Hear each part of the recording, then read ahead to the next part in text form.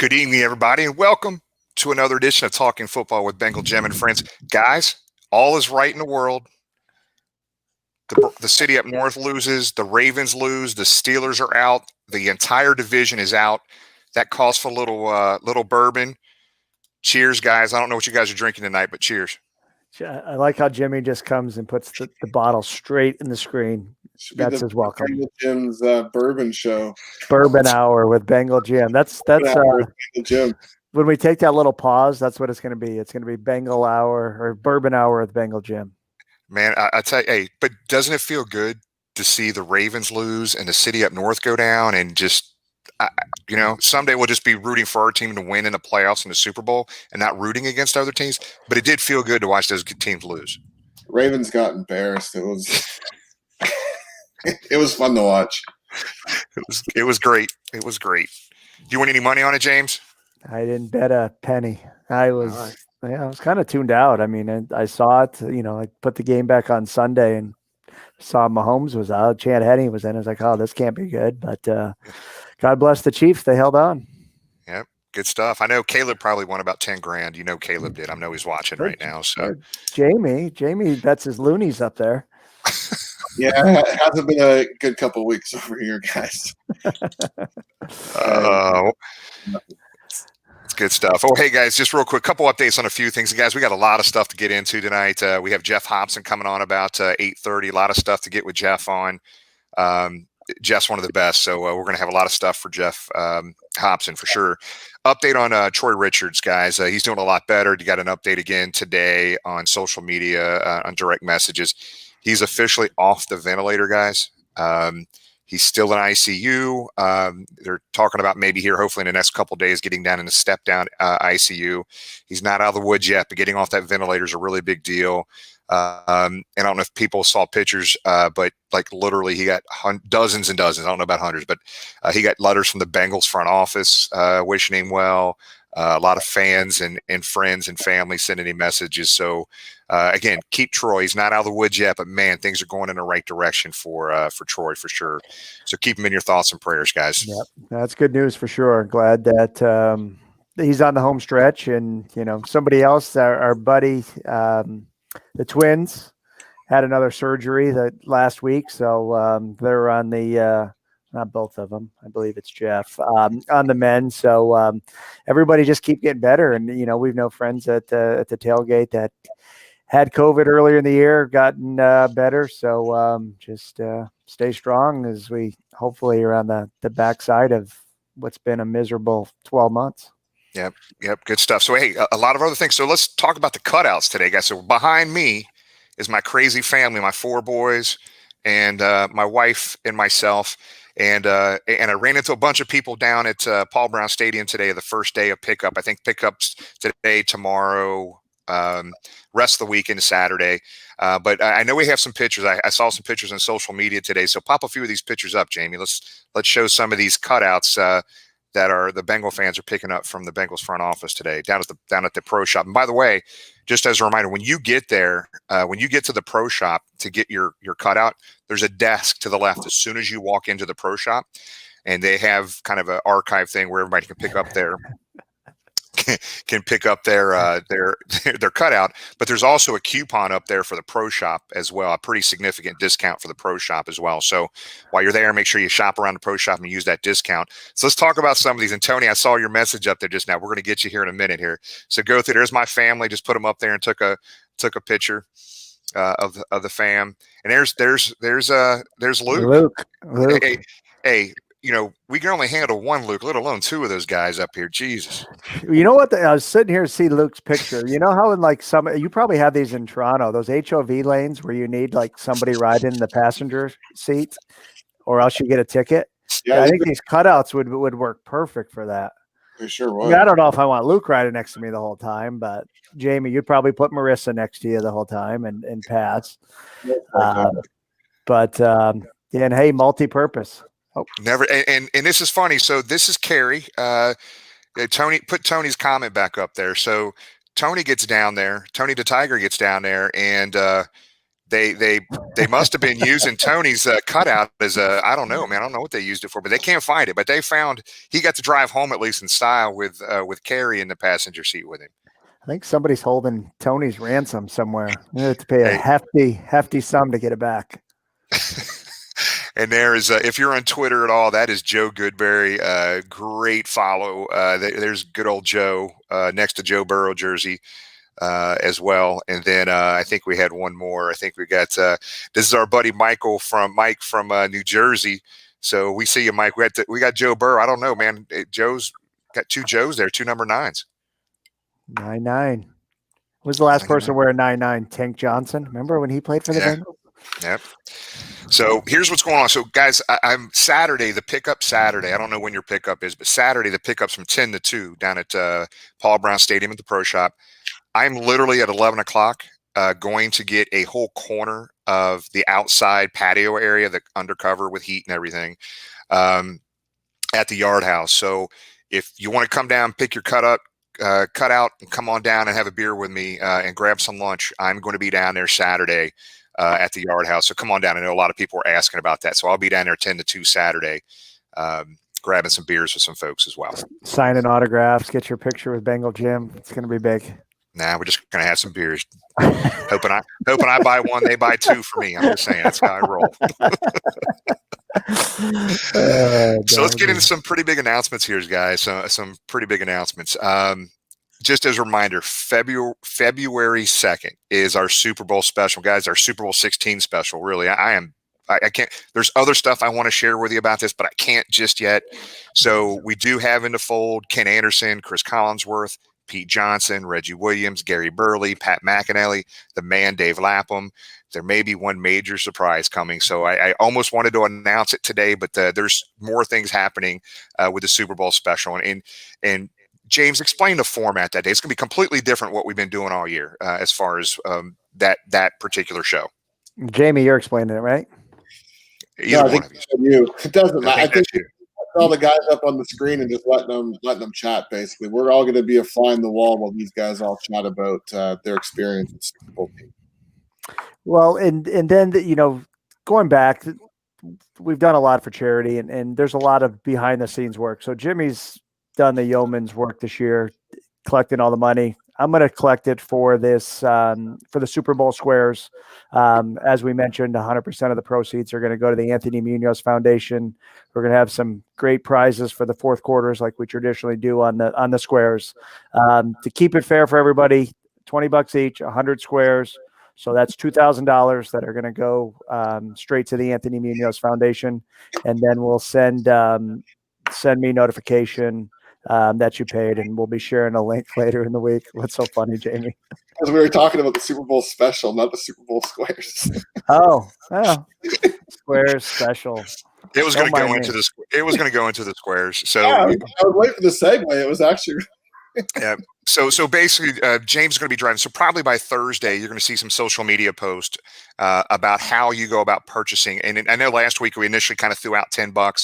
Well, we're going to shoot big. We're going to shoot $20 a square. 100 squares is $2,000 to the Anthony Munoz Foundation. So just keep an eye out for that. That's going to be probably up by Thursday at the latest. We're going to try to sell 100 squares, guys. 100 squares at $20 a piece. But I think what's going to happen on that show, guys, is we're just going to put these guys up on the screen. Now we're going to give them a format to kind of run with. We'll go through some games through Super Bowl or through that Super Bowl 16 season all the way up to the Super Bowl. And let these guys give them kind of a format so they're not stepping on each other through them just kind of bullshitting with each other back and forth.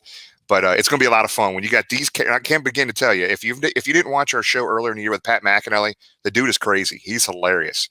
Ken Anderson's crazy. Chris, Pete Johnson. We know about Pete, man. All these guys are on here, and Reggie Williams always speaks his mind. Gary Burley. There's a lot of fun people that are going to be on here. These personalities are going to be fun to listen to. So I'm really excited about it. It's going to be fun, no doubt about it. And then in addition to the Super Bowl special, we will have Super Bowl squares, Jamie. with the money going to Anthony Munoz. I'm looking at. I can feel Jimmy looking at me. I'm looking at Jimmy. And I'm just blabbering. Don't mind me. You were explaining it well. You're explaining it well. We're gonna raise $2,000, guys. It's gonna be huge. Hey, we have some major prizes that night for the four quarters. I'm talking major stuff that you cannot get anywhere else. I've just got confirmation on one. We'll share some pictures here later, like Thursday when this stuff comes out. So pretty excited about that. So really cool stuff. So let's talk about also next Tuesday. Man, we have got, if you remember a few weeks ago, we called the Hall of Fame live. We called them. They were not happy with us. They called us back. So we have officially secured, we have to do a pre-recorded interview, but we will be live next Tuesday, but we're going to pre-record an interview with the president, CEO of the Pro Football Hall of Fame, David Baker. So if you don't know this guy is 6'9", 400 pounds. We would like you, since we have to pre-record it, so he was not available on Tuesdays for like a month. So we have half an hour with him tomorrow. We're going to pre-record this interview. We would like, if you could, send any questions you want us to ask. Now, we'll try to get in as many as we can to David Baker about the Hall of Fame itself, the process, why Kenny Anderson and Ken Riley and Isaac Curtis and Willie Anderson and all of our guys are not in the Hall of Fame. We're going to ask the hard questions. I've already prepped these guys. I already prepped the Hall of Fame of what we're going to be asking, and they're completely okay with what we're doing. So show the picture of David and I, Jamie, just to let you know, people that know me, I'm a pretty big dude, man. This guy is 6'9", 400 pounds. Man, when he shook my hand, it was like shaking that, like his hands were 10 times bigger than my hands. Great dude. That picture was taken a few years ago up in the Hall of Fame, but I'm telling you guys, this is a big deal to get David Baker on. Awesome. You just call, you leave a voicemail, say your Bengal Jim, and magic. Boom. So I'm wondering if he's going to complain about all the voicemail messages they got. Remember, like late last year or something when Ken Anderson didn't get in? I think we probably had hundreds of voicemails going into the Hall of Fame up there, and they probably traced it back to probably Jamie, not us, but Jamie. That's probably why he's coming on the show, just to give you a piece of his mind. But no, that's a huge get. Come on. huge get and excited. And as Jimmy said, if you have questions, we will pre-record it. Let us know, and when we'll fill them in when we do the interview. Yep, good stuff. Pretty excited about David Baker. That's a really big thing for us. So that'll be a lot of fun. Make sure you send your questions, direct messages through Facebook or Twitter. We'll try to get what we can ask. And a couple of questions. So Brandon's asked when the interview is going to be. We're actually pre-recording that tomorrow. So if you have questions for David, send us a message on our Facebook page or hit up Jimmy on Twitter, and we'll ask those. We're going to play the interview next Tuesday on our live show. And then one other thing, too, Chris was asking about the football squares. We will have the link up on social media, on Facebook as well. So you'll be able to go in and select your square and then settle up the payment with James. Yep. And if everybody didn't catch this tonight, I should have started off the evening with, every week I look forward to James coming on and seeing what the hell his name's going to be. No better fitting name this week. Did the Browns win? Is James' name tag today. So it wasn't as good as the Lou one, but whatever. Oh, man. Okay, let's talk about so what's going on with the NFL Combine up in Indy this year, James? Every year I'm up there with you. We're we going to do it again? But, obviously, COVID screwed something else up. So what is it? Every end of January, beginning of February. No, end of February, beginning of March is the Combine, which you see a bunch of dudes run around in spandex at the at Lucas Oil Stadium. Obviously, that's not going to happen this year with everything going on. The NFL officially announced not happening in Indianapolis. Obviously, in years past, some players have done their workouts at the pro days. So what the NFL's announced, Indy's not happening. Pro days are going to happen on campus, and the NFL is going to try to structure the workouts so it's more like a combine, more uniform, and then the teams are going to have to attend those pro days. I guess all meetings are going to be virtual. So it seems like a lot more travel to me. You know, if we want to see 25 guys, you're going to 25 different cities, unless they're going to do one heck of a virtual broadcast to show each pro day. But not surprised in this day and age that we're living in, and we'll see what happens. So James' wife is out of town with some girlfriends, and look who just checked in watching the show from Cancun. Hugs and kisses, James. She tried calling, and I was like, no, yeah. Oh, that's great, man. Good to see you, Lori. Have fun down there. So, Jamie, did you get the text message I sent to you right before the show started with the beer? Sure. Yeah. All right. So real quick, I failed to do. I have this at a laptop at my office, and I forgot to bring it. But our top 3 beers at the tailgate this year, as we stroke counted each week, what was the top 3 beers, and this was the finishing. So put up the 16 Lot Brewery logo if you could. If you have that, it should be A4. So Del Hall, our buddy from 16 Lot Brewery, great dude, been tailgating with us for many, many years. He's the one who tracked this the entire year. So we're gonna go 3-1. There's a bunch of different beers, but the top 3, the third beer that we're talking about is the yellow beer, Jamie, which is the major. This is a damn good beer right here. So if you're and Dell would do a better job than James. If you're a Bud Light or Miller Lite drinker, or this is probably the beer for you to go to, is the major. It's a really good one. That was one of my favorites. That was my favorite most of the year until we get to one of the upcoming beers here. So second on that list, that's the third favorite beer at the tailgate by our tailgate partners. As a Miller Lite fan, I can attest the major's good. Yep. And then the next beer, Soak City. This stuff is delicious, man. This is really good. It's the greenish blue bottles, cans. If you have not tried Soak City, this is one of their more popular beers as well. It came in third, a close second, a close first here with Soak City. So one of their more popular beers up at 16 Lot. And the number one, and I will give you a why behind it, the number one beer at Bengal Gyms before the Word Tailgate Experience in 2020 was the Beast. This is a double IPA. Look at the can, the Bengal Tiger on there called the Beast. And I had a bad experience with the Beast once on the Monday Night Football game. Just understand that this stuff is like 10% alcohol. Make sure you eat breakfast and lunch before a Monday Night Football game if you're down there by noon.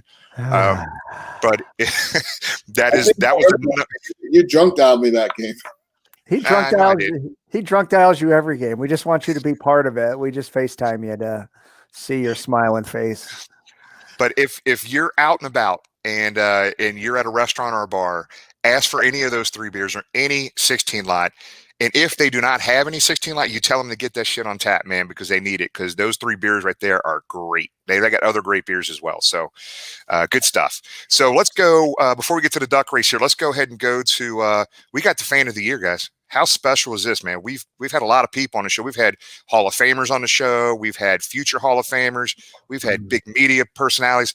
We have Sean Moore, fan of the year, NFL Bengals fan of the year on. Is he in the room right now? He is. Let's bring him on. Sean, what's up? What's up, gentlemen? Man, you did. So this 5-minute interview, you did a little bit. I love it. I didn't want James to cry, so I figured I'd face paint on. So. I just want. So let's talk about that. So I want to show a picture. I want to show a picture and show a picture of Who Day Baby from 2009, Jamie. I don't have a picture to show. Did you say damn it. Yeah, I did. It's okay. It's not big. So in 2009, I'm in Green Bay with my now 21-year-old. We're getting old, Who Day Baby. I know. But so we're in Green Bay, and after the game's over with, we were sitting in the same section with Sean. We go down and I get his picture. I met Sean before. That was the first. There it is, right there. So that's Aaron wearing actually those pants right there are actual Jim Breach game worn pants, and I don't know why I gave him the goodwill after that. I was dumb me, but that's Aaron, my 21-year-old, and there's Who Day Baby Sean, NFL Fan of the Year 2020. Sean, I just want to say something, man. I just want to let you know that, or everybody that's watching right now, Sean is the same guy yesterday as he is today, and as he will be tomorrow. No matter how famous this man gets, he's real and he's a good man, and we appreciate having you on, Who Day Baby. I appreciate you guys having me on. All right. So tell us, what the heck, man? I saw all the Facebook post and Twitter post. Fan of the year, big deal, brother. Very, very much deserved. So tell us what happened. How did this all come about? So there was the Bengals had sent out something, and it was basically it was in the emails and said, vote for your fan of the year. I put something on Twitter and Facebook, said, hey, pick who you want. obviously I'm biased, and I would say me. It had been months and nothing, hadn't heard anything, didn't know exactly what was going on. And I get a call from Alex Couch with the Bengals, and she says, "Hey, can you do a quick Zoom? We just want to talk about, the way the season's going, whatever." I'm like, "Sure, I'm going to be at work, but I can jump on." So I did this kind of thing, same thing, threw this on to do the interview. And in the middle of talking, I had Marissa Contepelli was in interviewing me, and she's talking. She goes, I said something about being in Florida.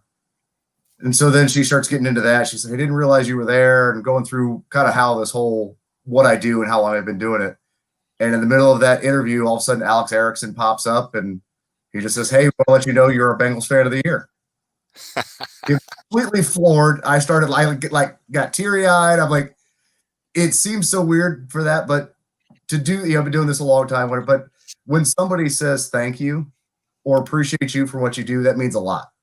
Just to say, hey, we love what you do. Keep doing what you're doing. That's And good. You got some stuff. So that jersey you're wearing, can you turn around? Are you able to turn around and see? I'll see if I can.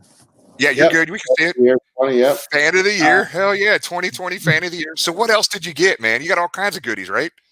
So they got me, subscribe for NFL Sunday ticket, Madden 21, a portable Bose speaker, some Oakley headphones, some Oakley sunglasses, the half-eaten Snickers bar that James, I'm sending it to you.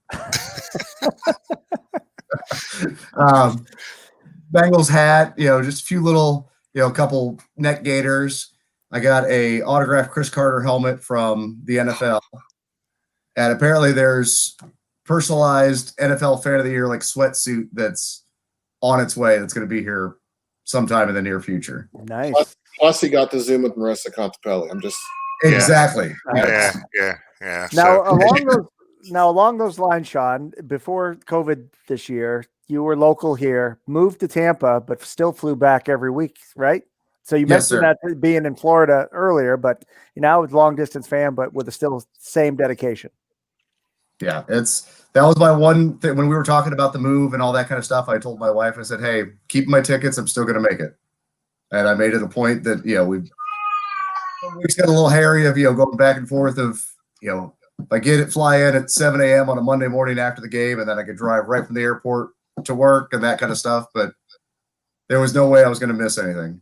Now this year, that all got thrown into the wind because of COVID. Thanks. But man, this year doesn't count. Right. This year's. Now you've got a great group that you tailgate with. We had the opportunity. Jimmy mentioned Green Bay. That was the first time I had the opportunity to tailgate with you. It was the last time in the 93-degree temperature Green Bay game. So what's your regular tailgate? What do you guys do?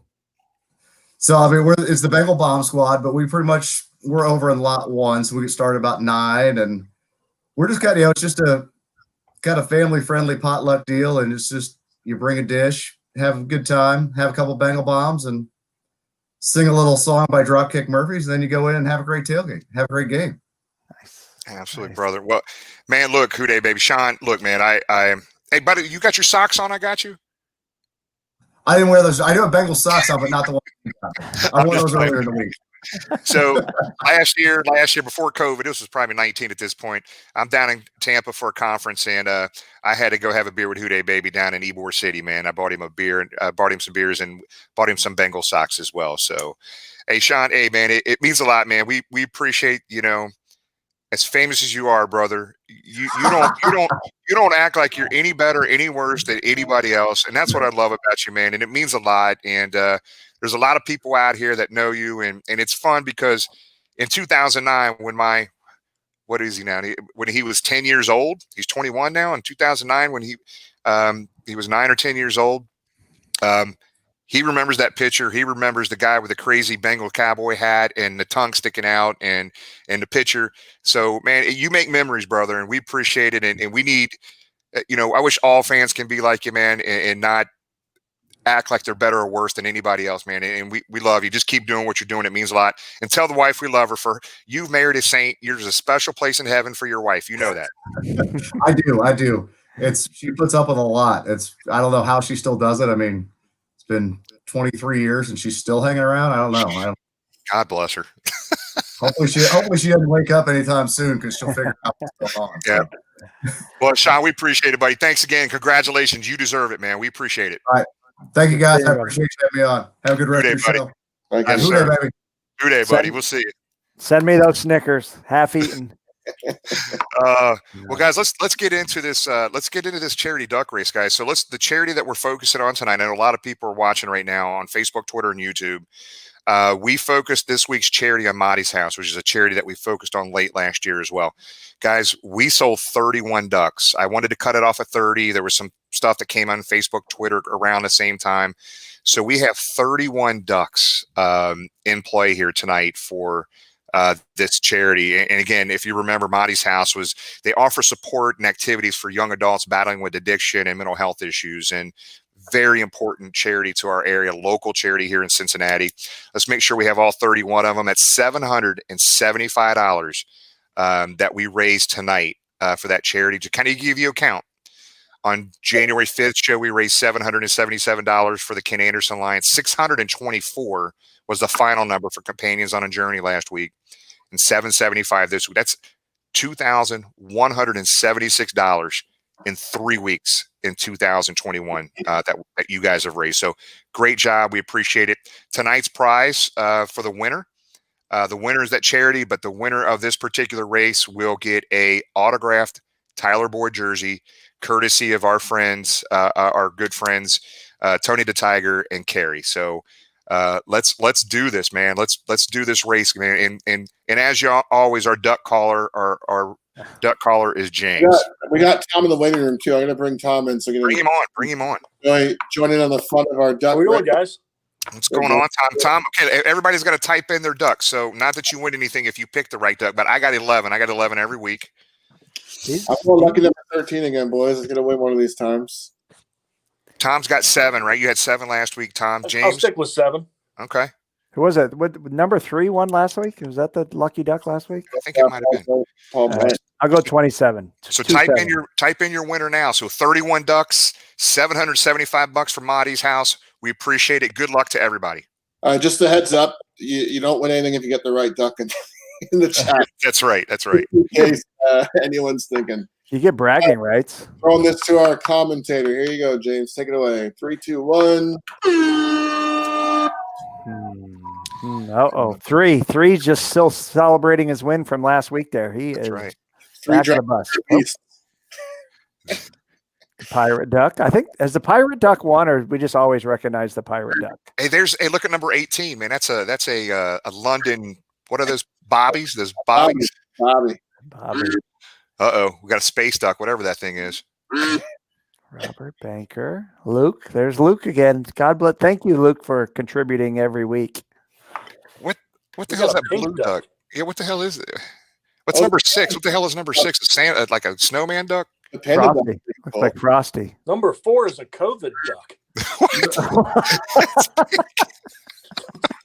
We don't want 4 to win. Sorry. No, Terry. 8 seconds. Here we go. Here we go. Here it comes. Here comes Jerry Black, Teresa Blackwell at the top. Oh, look at 15's coming up. 15's. Oh, Joe Goodberry almost snuck in there. Number 1 from the pole. From the pole position. Jacob Saylor, congratulations. You win the Tyler Boyd autographed jersey. Congratulations. Again, make sure you message us on Facebook or Twitter, whatever works best for you, and let us know your address, and we'll get it out to you. If you're close, I might just drop it off. If I need to mail it, I will make sure we get it out to you. But congratulations, $777 from Monty's House, guys. You guys are freaking awesome. Guys are very nice. Awesome. What is that? 5? Is that 4 or 5 duck races? 4 or 5 different winners. So there we go. Spreading the winning throughout. So congratulations to Jacob.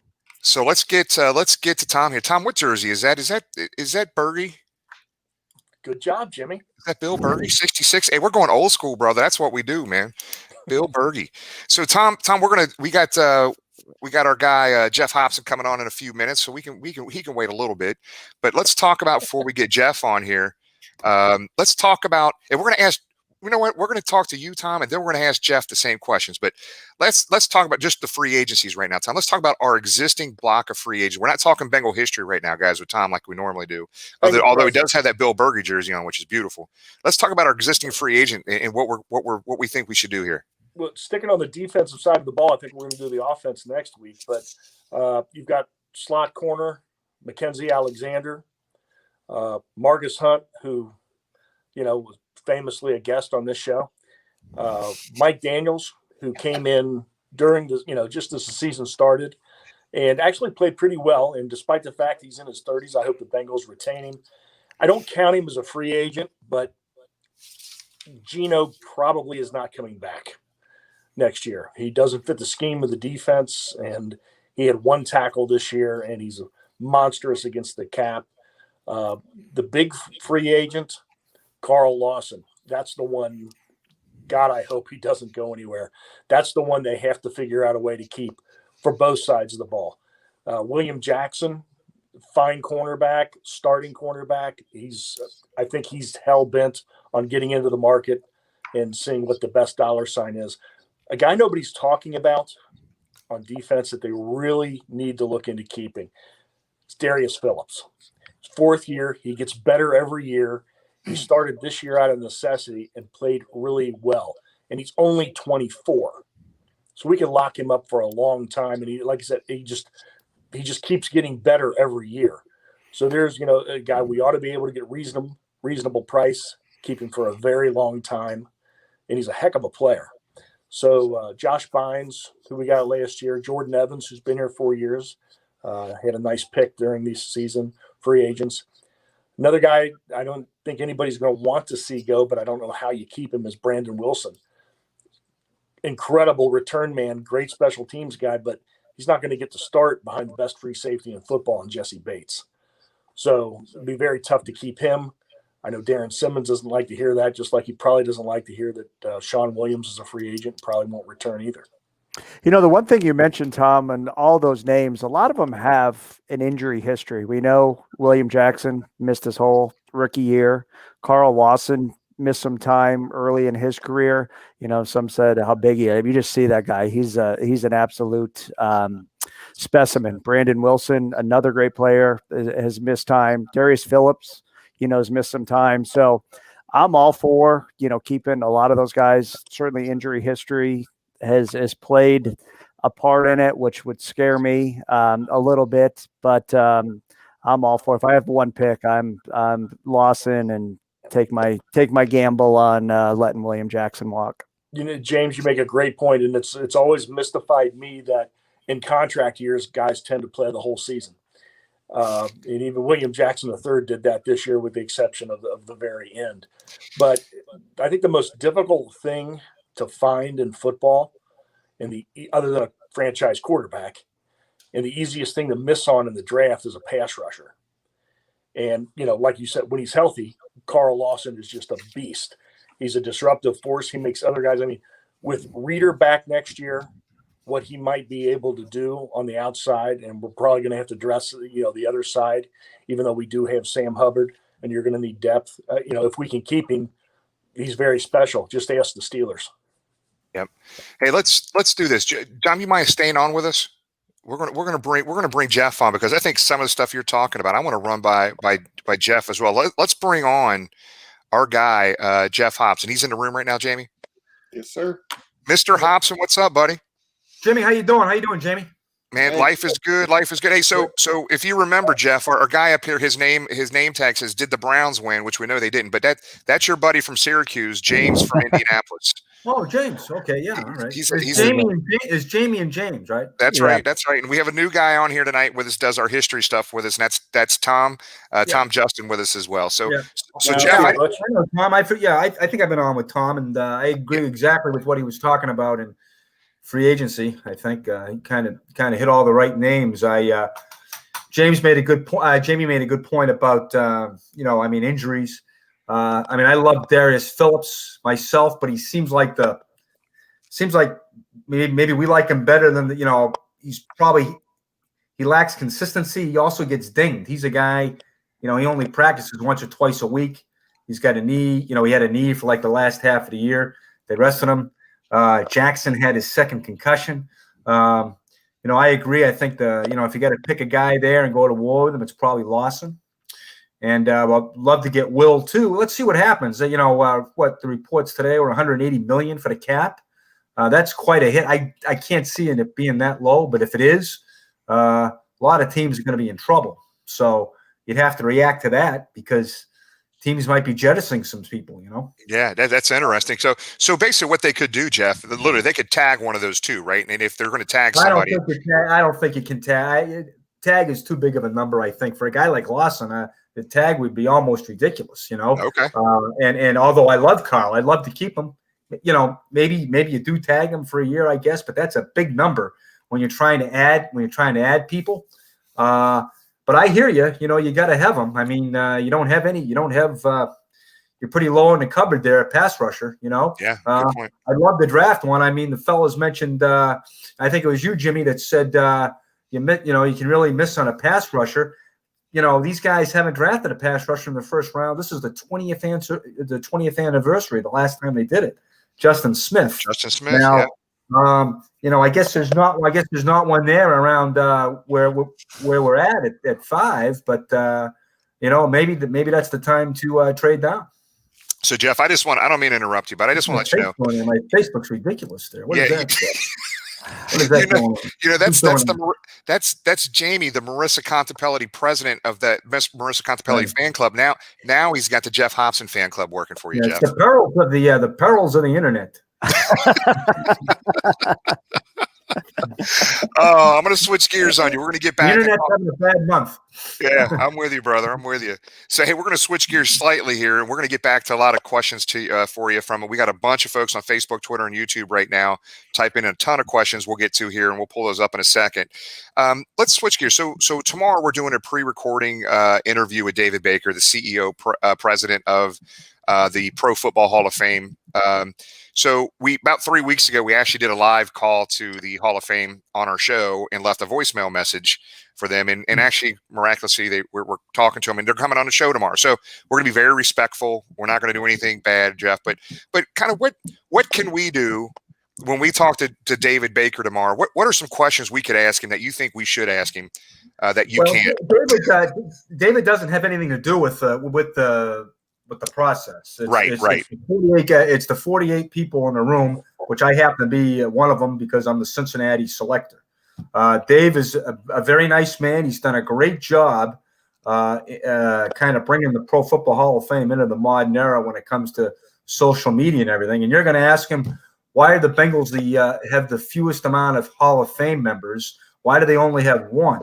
Why do they only have one when there are several other teams that haven't been to a Super Bowl, much, more recently than the Bengals? I mean, I'm talking about, teams like the Jets and, even teams that haven't won anything in the last 30 years, like the Bills. And, I can name 6 or 7 franchises that the Bengals have been more successful in when it comes to Super Bowls and lately. And yet no love from the Hall. I don't, Jimmy, it's probably my fault, okay, because I'm kind of the point man up there for the Bengals. Really thought we had one of the two Kennys in this past, very close. From what I understood, they were right there at the end when they chose Drew Pearson. Why? Pearson went in. That's different than the committee that met today. But Drew Pearson went up before the committee today, and he's going to get in because he was nominated by the senior committee. But the answer is that there. If you're talking about what makes the voters tick, they're in love with Super Bowl champions. And believe me, all the guys we talked about today, the 15 modern era guys we talked about, all of them deserve to be in the Hall. All of them had great careers. I mean, but you can only put in 5. So, if you look at today's list, I think like most people did, and I don't believe me, I don't know how, I'm not going to get into the discussion. We're not allowed to. But I would imagine that probably everybody figures that Manning and Woodson are locks. And then after that, and maybe Calvin Johnson, if you can get past the playing 9 years, but he's clearly a Hall of Fame player. But after that, it's, everybody's got their own argument. And it's Well, Geoff, I would say just if you could vote early and often, that'd be great. And here's my thing, and Paul Dana Jr. will tell you this because I'm going to talk to him tomorrow about it. But this is there's too many good players on great teams in there, and not enough great players on good or bad teams. Maybe Drew. I guess you can't put Drew Pearson in that category. He made a lot. He made a lot of great plays. But it was very disappointing that the two Kennys, and that's another problem. They kind of cancel each other out. Both Bengals in the same era, but they came so close this trip, and to have the fact that it was Pearson they lost to. My opinion, Pearson is not the receiver that Isaac Curtis was. So right, agree. And it's these guys get lost to history. That those 70s and 80s Bengals, they played in a small market. They didn't win the big one. Which is unfortunate. What people use as a tiebreaker, and they shouldn't, because Kenny Anderson should not get into the Hall because he lost the Super Bowl. He got them to the Super Bowl. Never mind the fact that Bob Greasy's in the Hall and had 297 yards passing, I think, in 3 total Super Bowl appearances. Kenny Anderson was the first guy to throw for 300 in a Super Bowl. Yep, I love it. But people don't want to hear that. Right. So, Tom, I know you had it. Tom, did you have a question for Geoff? Yeah, Butch, question about that with the senior candidates. Why only? Yeah. I mean, there's a tremendous backlog, not just the Bengals, correct, but league-wide of senior candidates. Why only one guy every 2 years? That's right, Tom, because it changed. It used to be 2, and then they used to alternate 2, 1, then 2. Now it's 1 for the next 4 years, unfortunately, because they've expanded the categories. Instead, you have a senior committee for a senior nominee. You have a contributor, which this year the nomination was Bill Nunn, who was the first Black Scout from the Steelers, very deserving. But he's a contributor candidate. And then now they have the coaching candidate is now by himself. The coaches used to be lumped in with the players. Now there is one coaching category. So they've expanded it by 2, but in doing that, they have limited the senior nominee to 1, which is unfortunate, because I think if there was 2, in my heart of hearts, the way things were going last year, if it was 2, I think it would have been Drew Pearson and one of the Kennys. I think that. You think the Hall will fix that? I don't know that for sure. I don't know that for sure, but that's my gut. The way things were going, and unfortunately, Kenny had momentum. Kenny Riley had a little bit of a push last year, unfortunately, because he passed. Yeah. Right before the vote. So one last question on Hall of Fame stuff. We got to get back to we got a ton of questions going. I know I have some as well. So Dustin Osborne, Tiffany Yarborough is asking, how close did Willie Anderson get this year?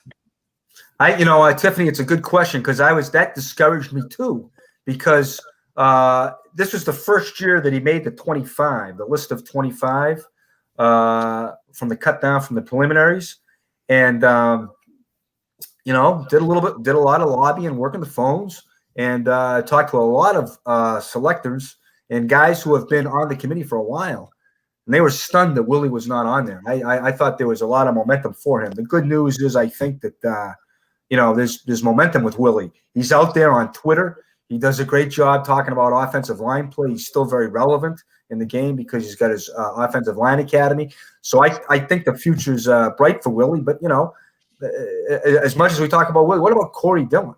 He's a guy I'd like to get into he's a guy, you'd love to get into the room. When I say get into the room, I mean what we did today. Get him into the – all we want to do is get him into the room and get their case. Get him into that 15 finalists. Bengals haven't had a finalist since '98 when both Anthony and Kenny Anderson were in the finals. Haven't had anybody since. You got to at least get some new people in the room. I mean, and that's another problem too, Tom, is that even in the modern era stuff, a lot of guys hang around. I mean, this was John Lynch's, I think, 8th trip to the finals. It was Alan Faneca's 6th trip to the finals, I think. So, it's hard to get guys off to get guys out of there too and move on to some fresh faces. So, but I do think Willie is kind of, I do think he's looking at a bright future. I think as far when it comes to getting into the room in the finals. Jeff, Absolutely. you mentioned the 48 people that are voting. 32 obviously coming from each NFL team. Where are those other 16 made up from? 16 at large. That's national outlets. They've expanded the committee. They went to there's 4 Hall of Famers now on the committee. There's Dan Fouts and James Lofton as players, and Bill Polian and Tony Dungy were added this year. A guy like Peter King, a national guy, at-large voice. So those at-large, those 16 at-large voters are cross-section of national voices and players and coaches and GMs that are in the hall. Okay. Good stuff. So, guys, we'll try to get some more questions here, but I know we're going to get to a boatload of Hall of Fame stuff with David Baker tomorrow, which will be pre-recorded. So we might ask you a few more, Jeff. But we appreciate your time today. Let's get to the conversation. I know you're wore out talking about offensive line, Jeff. But here I'm going to give you my take. Great. This is great. Really enjoy being with you guys. Yeah, man, we love you, man. You're the best, brother. So I guess here's my take on the offensive line, and I'm not going to have a popular take on this. I just want to get your opinion on this. So here's my take. I mean, Joe Thuney's a guard. I know he's from the Dayton area, Kettering area. He's going to be huge money, right? So I think internally, inside the tackles, our guards and center, in the middle of that line, we got Xavier, we got Spain, which I think are adequate there. I think if they stay healthy, they're going to be pretty damn good there. We've got then you got Fred Johnson took snap at guards. We had Billy Price has played backup inside. Michael Jordan probably is a backup, not a starter at this point. But we're really not that far away in the guard and center spot, right? If everybody stays healthy there. And, I think we're solid at left tackle if we stay healthy there. I think it's more important for us if we're going to – everybody can talk about what they want to draft, but it's more important, what do we do in free agency first before we get to that draft? I mean, I would love – if we're going to get something, I don't want to get a guard in free agency. At Taylor Moton or Trent Williams at tackle, a solid right tackle is where we need to go. But the money this year is going to be interesting in the free agency market. Jimmy, really? I mean, I hear you, but the last thing I got in my mind, and maybe this was wrong, but 404 yards they gave up against the Ravens. Now, I get it. They were hurt and all that, but I don't know how you look like that in the last game of the year and you're not thinking defense the rest of the way. Now, I understand people got problems about the offensive line. They can get better, but I also think they can line up there. I don't think they're bleeding. I also think their best offensive lineman might be wearing 28. So not only is it a question of personnel, I think it's also a question of scheme. What's the best way to me, your defense is on its heels and you're having trouble protecting the big fella. What do? I run the ball. That will help you both sides of the ball. So I think that's something they're going to look at. And I think, maybe the best offensive line acquisition this year, Frank Pollock, the coach. Maybe it's not a player who's the acquisition. I really think you got to look long and hard at that defense. Okay. Now, yes, you have to upgrade on the offensive line, but you can't. You also can't do everything. So, to me, I think you got to fix. You have to stop the Pittsburgh Steelers and the Baltimore Ravens. Yeah, and Jeff, and the Cleveland Browns, because you got Nick Chubb, you got Lamar Jackson, you got the kid from Baltimore from Ohio State, and you got to stop these people. It's a great point. That last game, against the Ravens, it was embarrassing. 400 plus yards. And you know what? I'm doing a bad thing by putting too much on that because they were banged up. I mean, I do think, and you can't take away the game because it happened. But I thought Lou did a great job throughout the second half of the season starting after that, after they had the problem in the last minute against Cleveland. Remember, they go up by a touchdown, 67 seconds left against the Browns, and then they had that problem at the end of the game. But then I think after that, except for the Baltimore game, I think they played good enough to win many of those games with nobody. Okay, not nobody, but they didn't have Trey Waynes, they didn't have DJ Reader, they didn't have Geno Atkins. They had they had. I mean, they had a tackle who was. I mean, the two defensive tackles. One guy got here in Columbus Day, and the other guy got here in Labor Day. I mean, God love him. I thought they did a hell of a job, but that's not exactly the guys you're going to line up with. So, I thought they did. I think they played well enough to win down the stretch in the second half of the year with guys who are probably with a lot of guys who are probably going to be backups, who are solid backups. So Geoff, last year they spent $150 million in free agency, which is just never happened before in Cincinnati, and a big chunk of that was spent on defense. So we had a lot of injuries. Those guys that came in, obviously the big signee with Reader didn't play pretty much the entire year. Played well too. He played great too. And Waynes didn't play. Alexander, I think Tom mentioned Alexander, who's an interesting guy. They're going to re-sign him. Don't know, but I think they probably get bigger fish to fry.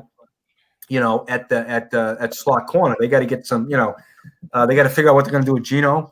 But like you said, Jimmy, they did spend $130 million. I think Bell, Reader, Waynes, and only one of them played, and Bell was as advertised. So but they have to do it again. They have to go. They're going to have to spend. I would imagine they're going to spend money, but yet again, I'd love to say, they're going to do it again, but I got to see the cap. The cap's obviously going to go down, right? So I don't know really where that puts them. And, I think, too, the other thing you got to look out is the draft. To me, news that there's going to be no combine pretty much today. I mean, and maybe skeletal pro days. What's that do? How confident are you in the draft? Does that shift you more to free agency? I think everybody wants to draft Sewell, right? Hey, that's great. And he had a great 2 years, but he also doesn't turn 21 until October 9th, which is interesting. You got and Jay Morrison last week made a good point too, that the Pac-12 doesn't produce a whole lot of edge rushers, right? So he's not, there potentially are holes there with him as well. So Geoff, we got a bunch of questions in the chat area. So Jamie, let's go ahead and roll with some of these questions for Geoff. There's a lot of them in here. Sure, Geoff. LeVar asks, "Hey Geoff, are we set on the backup QB?" I gotta believe they like what Brandon Allen did the last half. I mean, he did pretty good for a guy who was the COVID guy. He didn't even practice with the team until November. So I think that the Finley thing kind of mystifies me, because he was their guy until he wasn't, and then. So, but I think Allen looked like he could. I think they got a good guy. I think he knows Zach and Dan Pitcher and Brian Callahan did a nice job with him. They used him just the way they should have. And, kudos to the coaching staff for, because they weren't like some other teams that got completely washed out of the position because of COVID.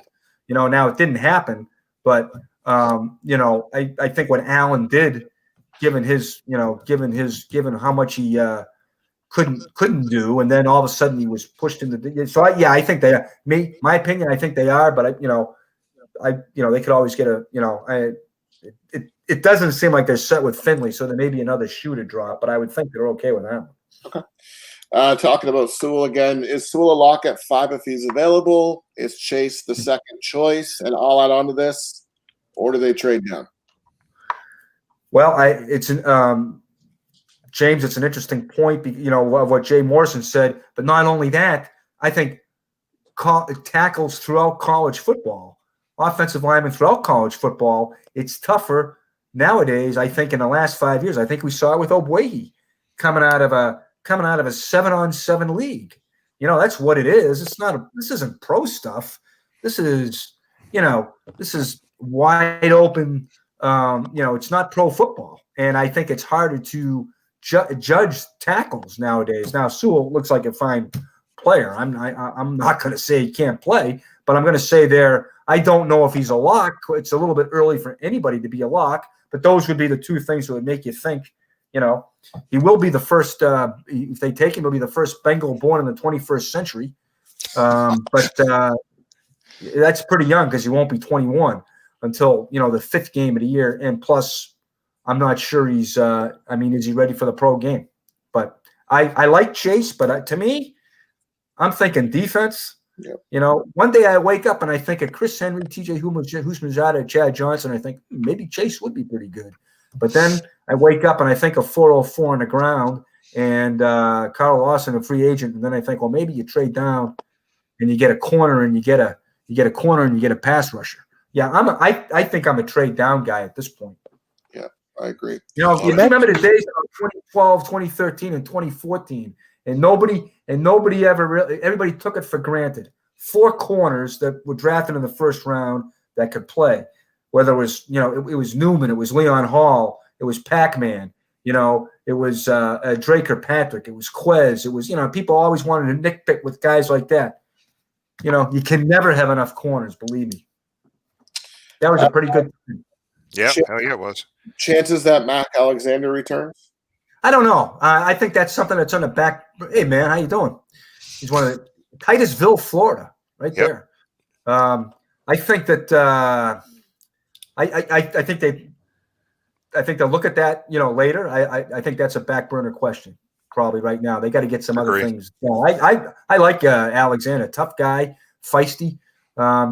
Was as advertised against the run, but I think they got big. They got to get some stuff done first before they look at the slot corner. Here's another good one I wanted to ask. One free agent that they're most likely to sign. That's not a current Bengal. Yep. That's not a current. Yeah. No, I'd be lying if I told you. I think so much depends. Who can they sign on their own club? What's the cap? What's the draft look like? That's just a little bit. And plus, I have no idea who's really a free agent, so I wouldn't be. I wouldn't be a good ask. One more for you. Obviously, with the change at kicker near the end of the season, any ideas who's going to be kicking for the Bengals next year? I don't think they know. I think it's up in the air. I didn't think Bullock was that bad. Wait, Jeff, before you go any further, Fat Randy is like the number one person that we love on this show. So everybody on the screen wants Fat Randy back, but go ahead. I don't think he's that fat, but anyway, he did miss a 53 and a 58, which, and he did miss the extra point. I get it, but I think Darren felt like, hey, let's see what we got in the other guy. It's now that time of the season. Right. So, but I don't think Siebert, I'm so lucky that I did not write Sonny Siebert instead of Austin Siebert throughout the year, because you guys don't know who Sonny Siebert is. I'm the only one old enough to know. He was traded from the Indians to the Red Sox. So anybody who knows the Cleveland, Sonny Siebert pitched. But anyway, I was lucky I didn't write Sonny Siebert instead of Austin. But I don't know if either guy's in their plans, because that could be a. It looks like to me like we're going to have a. It's going to be Neil Racker's Doug Pelfrey, or it looks like it's going to be a kicking derby. Yep. Let's go, Geoff. Thanks for your time, buddy. We've got a few more. If you're okay with a few more. Sure. Yeah. I got one more while Jamie's pulling those up. There's been some rumors about a 17th game. Do you think what are the percentages of that happening in 2021, Geoff? I think pretty good. I think sounds to me like nobody seems to be against it. I think they would probably, you wouldn't have I think they proved that, you don't need I don't know if they proved anything about not having I think you do need at least 2 preseason games, but I think they proved that you could still get a season going and get, I do think the Bengals were hurt by that, by not having a preseason, but I think, people seem to be pretty comfortable with the fact that, fewer preseason games and maybe an extra regular season game. That seems to have been in the works for a long time, so I wouldn't be surprised if it happens. Gotcha. Yeah. So Geoff, this wouldn't be a show without a guest, and we wouldn't if we didn't ask about Joe Burrow, right? So, the viewers last week see him walk out, get out of his car in the players' parking lot, and walk in the locker room, no crutches, no anything, walking in, texting on his phone. So give us an update. Give our viewers an update on Joe and how things are going down there for Joe. Well, I tell you what, the way COVID is, I don't know. Joe Burrow probably wouldn't know me if he ran me over in that car and got out. It's things are kind of buckled up, a little bit down there. But I did poke my head in there last week, and he looks good. He looks good. He's he's Joe. He's optimistic. He's got that chip on his shoulder already. He's got the Ohio State chip on his shoulder, Athens, Ohio chip on his shoulder. He's ready to go. He's gunning for that first snap whenever that is. So, COVID has kind of, it's hard to get a handle on anything this year because you're kind of distanced from everything. But one thing I do know, that Burrow is Bengals are in good hands with Burrow, and to see him be optimistic and smiling and back in the building does the heart good. Good stuff. Okay, I have another question for you. So last week we introduced our annual awards called the Jimmies Awards. Huge. That's so huge. We actually had a pretty much a split decision between us and our viewers last week over who should win the Jimmy for the hard luck Jimmy Award. Okay, so two people had hard luck this year. Obviously, Joe Burrow getting knocked out in his rookie season. Yeah, and we also had Uzama knocked out as well. What do you think? Who do you think would get the Jimmy for the hard luck Jimmy Award for this past season? Do I have to pick one of those two? One of those two. Is there somebody else on the list? Throw it out. Tyler Boyd. He got hurt. He got hurt on what should have been a touchdown pass, bringing him closer to his third straight 1,000-yard season. Instead, he got a concussion.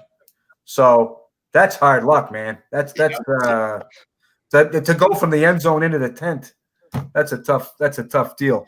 Yeah, but it's funny. Joe Burrow threw his first touchdown pass to CJ. Yep. And I would. I don't know. You can't. I mean, it was devastating for the team to lose both those guys. Obviously, Burrow, he's your heart and soul, but CJ's great leader. He's really emerged as a great leader. I think he's become a very good tight end. I think he's a excellent hands. I think he'd be a real. I think he's a real. I think he can be a real factor in the pass game next year. I think he's he's athletic. He's got good hands, and I think he and Sample are a nice tandem. And CJ kind of hinted. He was pretty interesting when he talked a couple weeks ago after the season when we asked him about his rehab. He kind of hinted that if he hadn't got hurt, they might have been playing more double tight ends. Yep. Which me is me. I mean, I wish they were running the triple option and Mixon was carrying it 40 times. But I'm a nut. But would love to see would love to see a little more of that. I mean, who knows what's going to happen now, because you're going to have you got a new offensive line coach and all that. But CJ did kind of hint that was something they might have done if he hadn't got hurt. Whether they do that this year, would who knows? Yeah, Geoff, this will be the last question. We appreciate your time. We told you 30 minutes. We're right at it right now. But the last thing we'd like to ask really is just, I don't know, what's your take on AJ being back in Bengals uniform next year? Jeez, I hope he is. I'd love to see him. I still think the guy's a Hall of Famer. Obviously he has to put a couple more years together, but you can't. His first 7 years, you can't touch him. That's a Hall of Fame career. Those first 7 years. So I'd love to see him. Get a two more nice solid seasons. 2 or 3 more nice solid seasons. I'd love it to be it here under Burrow, but I don't know how. That's my romance novel. I know there's other stuff. There's business ledgers and the art of the deal and all that stuff. So hopefully they can maybe maybe form together and they can maybe come together and you come back. We'll see what happens. It's you'd love to see him, go out on a higher note, Yeah, we're with you. Well, Geoff, man, this is why we love you, man. And everybody that's watching, we have hundreds of folks watching right now, Geoff, and we should have called this segment Real Talk with Geoff Hobson because, look, man, we love how you don't hold anything back. When you write stuff, people want to say things and you can't respond to it. But, man, we love you. we respect your opinion because we know it's real. You're not hiding anything in what you say, man. And we appreciate you being with us. Keep doing what you're doing, man. You mean a lot to a lot of Bengal fans out here. Well, thanks very much. You guys mean a lot to me. It's why I do it. And it was good seeing all you guys. And hopefully the next time we talk, talk before. So we'll talk before the draft, right? But at some point this year, 2021, we'll talk about either Willie Anderson and Corey Dillon will be a Hall finalist, or Kenny Riley, or Kenny Anderson, or Isaac will be a senior nominee. Yes, sir. We're with you, Geoff. Thanks again, buddy. Well, thanks, Butch. Stay safe. Thank you. Appreciate it. Yes, sir. Thanks, buddy. The triple option, that's going back to the Dick McPherson Syracuse days. That's not going back anywhere. That's going to Coleraine today. Coleraine with the triple option. Come on, man. Still split down the middle on the hard luck award. So. Yeah, I love how you tried to break that tie, Jamie. He didn't do it. He didn't bite on it. It didn't work. Hey, so it was cool, man. It was real funny to see the passion around. And again, Geoff will say what's on his mind in different ways. But, when I was talking about the offensive line, he immediately went to the defense. 400 yards. We got to fix this. It was interesting, man. He was like, "Oh shit." You know what scares me though, and not that Geoff said defense, because I can agree we need an edge guy. But I think if you look at the 2021 draft, the top defensive guys, the Parsons kid, the linebacker out of Penn State, and I don't know, we've had terrible luck drafting linebackers in the last 5, 10, whatever years it's been. And I'm all for a defensive guy. But man, we've just struck out on linebackers. I'm just a little gun shy in that department. I don't have a problem with his philosophy of defense, and they have no cornerbacks essentially on the roster right now. I was surprised he was a little bit down on Darius Phillips, but the reason this past year was a failure was because Joe Burrow wasn't under quarterback game 16. Yep. And if they roll that same line out, even with Frank Pollock, and he gets hurt again because they don't have the talent up front to protect Joe Burrow, I worry about this franchise as a whole. Priority one has got to be protecting Joe Burrow. Now, the right guy may not be there at 5.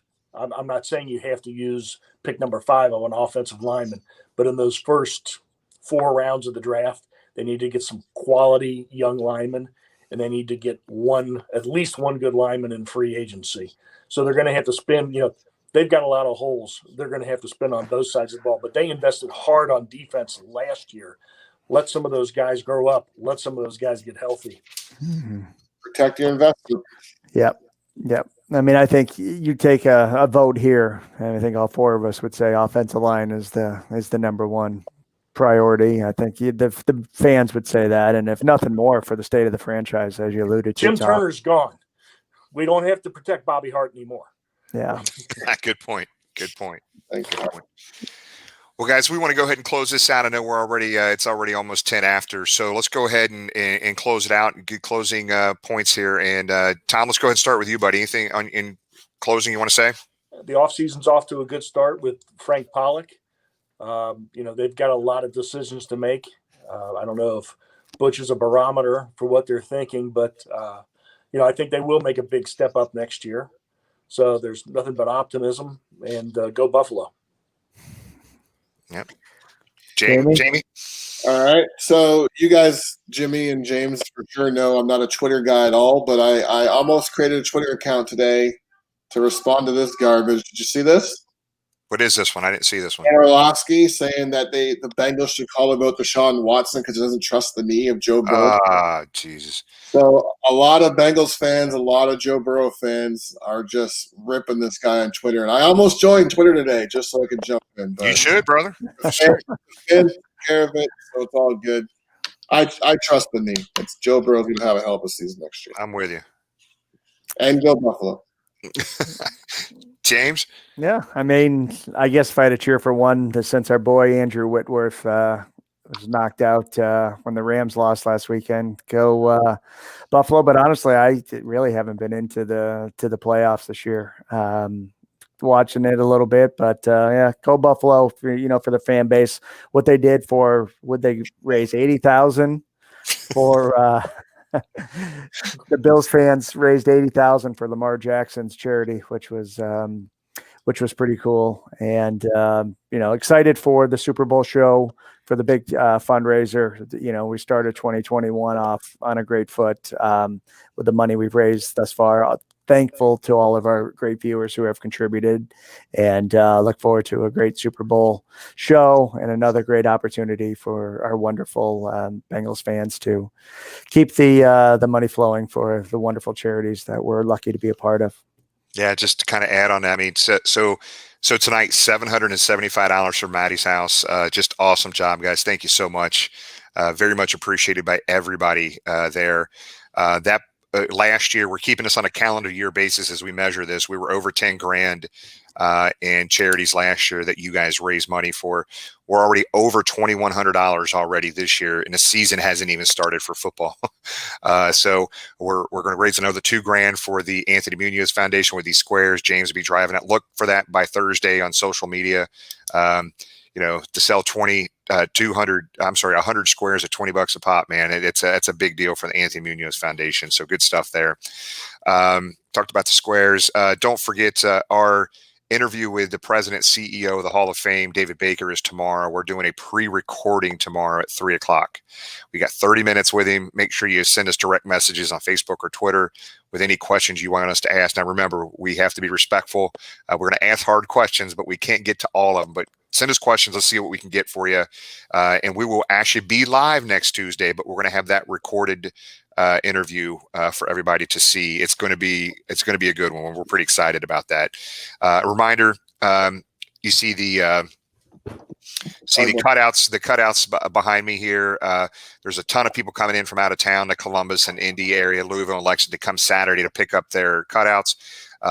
Direct message us. We're going to have a big giant area, open, spaced, and everything, social distance at the Yard House outside with heat and everything out there with their patio area. So if you're coming in town, make sure you join us for a beer, say hi, and we will see you guys Saturday.